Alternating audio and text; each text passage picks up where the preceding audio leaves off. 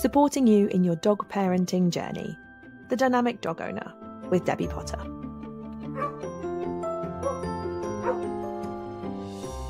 Hello and welcome to The Dynamic Dog Owner, the podcast dedicated to supporting you, the dog parent, in your dog parenting journey. Today we are going to be looking at dog-on-dog interactions and what we should avoid. And possibly a little bit of what we should encourage too. So anyone who's had a dog, I'm sure, will have had the situation where you have been out for a walk and your dog's either been overexcited and someone has said to you, or you maybe have said it either, oh, it's okay, my dog needs telling off. And we let dogs interact perhaps a little bit too much and perhaps a little bit inappropriately. And it ends up that one dog needs to tell the other one off. You may be at home, you may have multiple dogs, you may have a new puppy, or you may have family dogs that meet up, and it gets to a point where one of them has to tell the other one off for whatever reason. And today we're going to talk about why I don't think that is the best approach when it comes to two dogs interacting. And it kind of boils us onto a little bit of canine body language, which we'll look at in another episode, I'm sure. But generally speaking, when dogs interact, you will have ideally in an ideal world, both dogs will be as interested in the interaction as possible and will be the right energy. They'll both be super duper polite. They'll offer all the nice canine body language, and then they'll just go on their own separate ways. But that doesn't always happen because naturally, some dogs are older, some dogs are younger, some dogs are more enthusiastic than others, some are a little bit more pushy, some are a little bit considered rude, completely different, and we never quite know. When we enter into an unknown situation on a walk with a dog we don't know, we never know what that dog is going to be like. And we also don't know how our dog is going to respond to it. And therefore, generally, energies, enthusiasm are mismatched. And then it comes to a situation where one dog is a little bit more enthusiastic than the other, and the other dog is left to tell that dog off. And owners generally let it happen. And I'm going to talk about why I don't think that's a good idea. Because, first of all, let's look at it. Dogs communicate. Dogs communicate all the time, whether we realise they're communicating or not. Dogs communicate very subtly by body language, and we miss it because we are humans. We don't speak dog. We're not fully aware of all our body language, and we don't study it in the same way a dog does. So it means that we miss an awful lot of communication, and it's really common that people do miss communication because they're just not aware what we're looking for. And that is why, on a separate note, I believe every dog owner should complete a canine body language course. They are absolutely invaluable to understand what your dog is saying. Obviously, we can't speak dog, but we can learn to interpret it and watch out for body language signals that mean we can then be aware of what is likely to happen next or how our dog is feeling. It's absolutely invaluable. And I honestly believe everyone should do a course in it. There's a really nice 4-hour course. We deliver it, other people deliver the same course. You can probably do it online. It is so valuable. But dogs will be communicating all the time when they're interacting. And often we miss signs. We miss what's going to happen. A perfect interaction between a dog is for dogs to approach each other, not directly, because when they walk head on, it is very, very intense. And it's more natural to kind of go from a side approach or like a curve.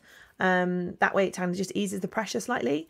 And it's natural and normal for dogs to sniff bums first. Humans, I don't know, are very offended by that. I don't know why, but a lot of people go, oh, it's very rude. It's actually the most polite thing for dogs to do, to go and have a bum sniff, because they're getting a lot of information around that dog's bum. It's not dirty, it's not rude, it's polite, and because they are gaining information. Some dogs don't like it, and that is absolutely fine. That's often down to perhaps having an interaction that wasn't very polite.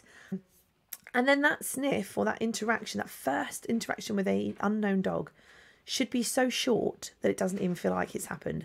We kind of say 5 seconds max, because generally speaking, after 5 seconds, they've got an idea about the dog, who they are, they've had a good sniff, and they go, do I like this dog or not? And that's then when it can go one of two ways. Either the dogs go, oh my God, I hate them. Or they go, oh wow, let's be friends. And then it either becomes a little bit of a tense situation or a very exciting situation. So 5 kind of seconds and then encouraging your dog away is the most polite thing to do. Very, very difficult out and about, especially if the other person is not aware of that. And again, I'm sure I've mentioned it on the podcast before. That's why I rarely let my dog say hello to anyone else on a lead, because I don't know what your dog's like if I don't know you. I don't want my dog to have a negative experience, because why should they? But as I say, a lot of people are led to believe that they should let a dog tell another dog off. And obviously a dog can tell another dog off in many different ways, but people who aren't fully aware of the communication will see that tell off as a big tell off, like a proper snap or pinning them to the floor or really telling them off. And it shouldn't need that. As caregivers to our dog, it's our responsibility to help them. We take on a parenting role. Yes, they have all been in a litter. And in that litter, the dogs have communicated. They spend the first of 8 weeks learning how to talk dog, learning how to communicate with each other. The puppies will be having a little bit rough and tumble. They'll bite a little bit too hard. The other one will tell them off. But it's all very polite and it's practicing how to communicate. And then obviously 8 weeks old, we take them away from that. We take them into a human world. Generally speaking, if we've listened to poor advice, they then don't see a dog for months because we're told that we should keep them in the house and they shouldn't be allowed out until they've had all the vaccinations, which I don't agree with to a certain extent. Obviously, we can be safe, but it's another topic for another day. I don't agree with dogs not going out of the house or not having any canine interaction then for potentially a month. Various reasons. But in that period, if you have then kept your dog at home for a couple of weeks, they then lose those skills. They spend the next month for potentially not seeing any dogs and almost forgetting how to interact with dogs. So letting dogs meet and greet dogs they know or they're going to have a form of relationship with. So obviously I'm quite lucky, I have a multi-dog household. So all my dogs from the day they come home are having dog interaction. They form very strong relationships within the family home with the other dogs, and they can communicate all the time and they practice communication all the time. Because they live together, they know each other, they can get away with a lot more than they would if it was a strange dog they've not met before. So, you know, it's quite common practice in my house for somebody to have someone's foot in their mouth or a head in the mouth as they are play fighting and interacting. But they all practice beautiful body language to communicate with the other. And generally speaking, they self-manage. Obviously, as a puppy, I help the puppy learn what to do. But generally speaking, the dogs learn to communicate within themselves. And I don't need to intervene very often, if ever. Obviously, that's completely different when you meet people out and about on a walk because you don't have that opportunity to build relationships. And again, I say it's why my dogs don't generally say hello to people unless they have had time to get to know each other first, because I want interactions to be successful. So why should a dog not have to tell another dog off? One, for a dog, most dogs are pretty damn placid and they are very tolerant. And if, say, for example, you've got an adult dog and a puppy. If the adult dog is left to tell the puppy off and teach them what to do, the puppy just learns, I can be as annoying as I blimmin' well like. I can pull on their ears, I can pull on their tail, I can jump on them. And the older dog's going, oh God, this is so annoying. Ow, that hurt. Oh, they're really annoying. Oh my goodness, this is tough. Why aren't they leaving me alone? Eventually, I've had enough. And then they tell the puppy off. So why should the older dog be made to feel like that? Why should the older dog suppress their emotions for so long and then just go, I can't cope with it anymore, and have to tell the puppy off? They shouldn't be put into a situation where they're that uncomfortable that they then have to tell the other dog off. And obviously this is in the home or when you meet people out and about or when you see families, friends, dogs, you know, all different situations. They shouldn't have to be made that feel that uncomfortable. Equally, what does the puppy learn? The puppy learns, yay, I can basically jump all over an adult dog. I can pull their tail, I can eat their teeth, I can pounce on them, and they love it. And then eventually, oh no, maybe not. And then they get a little bit of a fright. Yes, they may not do it again because that particular dog told them off, but they'll probably try it again with the next one because they're not learning to read and communicate with each other. So both parties learn something different. Some dogs will never shout out, and some dogs will never go, I've reached that point where I just need to tell the puppy off, and they will just take it and take it and take it. A perfect example is my first dog, Leo, who was just, he was a sweetheart. We probably left it a little bit late, but we got Dave when he was 13. So he was a 13-year-old golden retriever and we got a puppy. He probably looked at me as if to say, Mum, why? And Dave was a very sociable, enthusiastic puppy who just wanted to play with Leo all the time. And Leo tolerated everything, and he would never have shouted out. He never did, not once. He never retaliated. He never told Dave off. It was my job to make sure that Dave listened to him and respected him, because Leo was not going to tell him off. And Dave was I want to jump on your ears, I want to pull your tail, I just want to play with you all the time. And I remember Leo just used to stare and look at me and say, Mum, get him off me. So we very quickly learned we had to interrupt. So we created situations where they had downtime. Often a playpen would be put around Leo's bed while he was sleeping so that the puppy couldn't get to him, rather than, we often think about creating the puppy and putting the puppy in a playpen, but he was fine to have run of the house, but Leo needed sleep. So the puppy playpen went round the older dog. He could have some peace and quiet. Puppy could be a nightmare. And Dave is probably my most excited puppy. I mean, he still is. He's 7. He still has zoomies all around the house, and he entices the others to play. He's the instigator for fun time. Not the others. They're quite calm. It was my job to look at the situation and recognise when he was starting to get a little bit too overexcited and starting to grab hold of body parts. And also to recognise that look on Leo's face, if say, oh God, here he goes again. And then interrupt it and say, right, come on, Dave, over this way, go over there, do your own thing for a few minutes. By constantly interrupting at that moment when Dave was getting a bit too rough or a bit too excited and Leo was starting to go, oh no, I don't like it. They then Leo learnt, when he starts getting a bit annoying, he leaves me alone. Great, I haven't got to tell him off. All I did was show him my face, which is dog communication. I'm a bit peed off. And he went, amazing, that works. I don't need to shout at him. I don't need to be uncomfortable. I just have to give him a subtle sign that says, go away now. And he listens. Wow. He learned that he was respected. Puppy goes and plays with the other dog. Woohoo. Gets a little bit excited. And it's like, yay, let's play, let's play, let's play. Oh, but Mum said I need to go and do this. And Mum normally scatters treats on the floor to give Puppy something to do and to wind down from the interaction. Cool, that's nice. And if it's repeated every single time they get to that point, and obviously this takes a lot of supervision and a lot of hands-on supervision. Every single time we got to that point, we were interrupted, treats went over there. He then starts to recognise over time what Leo's face is saying. And equally, he starts to recognise the emotions he's feeling inside and respond to them. So in future, he learns to watch other dogs' body language and respond to it, but also learns, when I feel this excitement and this fizz inside me, I should probably go and do something else, because it becomes a new pattern of behaviour. So that's how we have to interrupt, and that's how we have to intervene, not just with dogs at home, but also with dogs out on our walks, the strange dogs we meet. We need to be aware, and this is again why I say canine body language training is so important, because we need to be aware of not just how our dog is feeling, but how another dog is feeling, because then we can read the situation and ensure that every dog is happy. If a dog, let's look at what can happen. If a puppy goes over to every single dog they meet and gets to bound all over them, some dogs are going to take it, some dogs are going to get a bit annoyed. Eventually they're going to find one that really tells them off and potentially hurts them. They learn, wow, every dog I meet I get to just basically run and jump and play all over.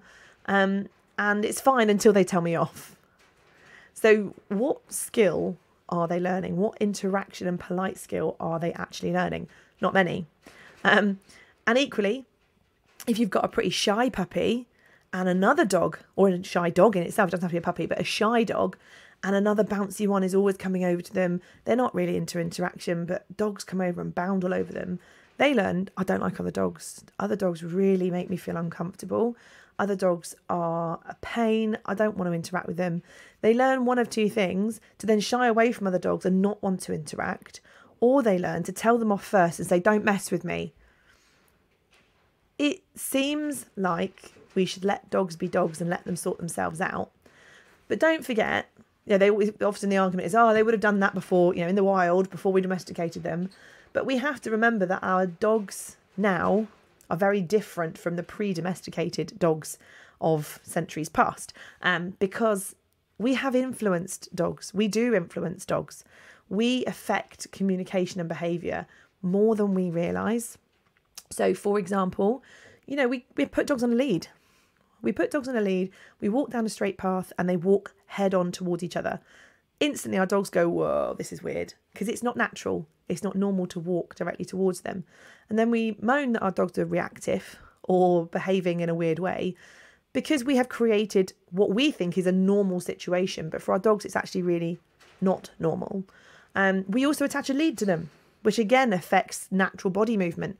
They can't move in the way that they would naturally want to. So eventually that starts to just not happen. And then naturally humans, we have our things that we do because we're humans.